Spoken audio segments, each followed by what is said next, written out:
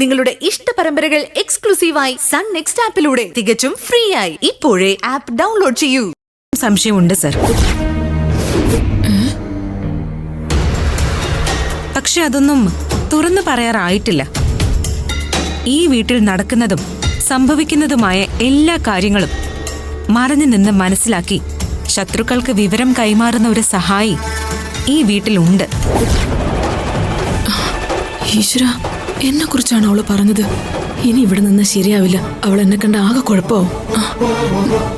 സംശയം വെച്ചുകൊണ്ട് ഒരു കുടുംബത്തിൽ മുന്നോട്ട് എല്ലാവരും കൂടി ഒരുമിച്ച് എങ്ങനെയാ ജീവിച്ചു പോകുന്നത്?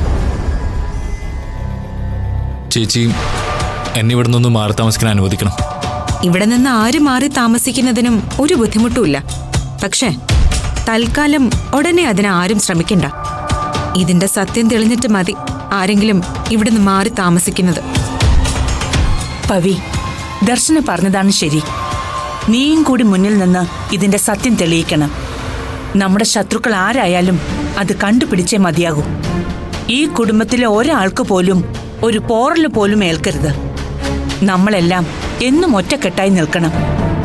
ഞാൻ പറഞ്ഞത് നിനക്ക് മനസ്സിലായോ? ചേച്ചി, എനിക്ക് മനസ്സിലായി.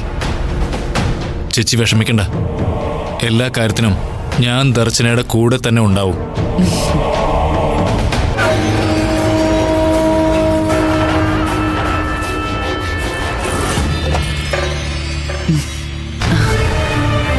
ദേ, അവനെ സംശയിക്കണ്ട.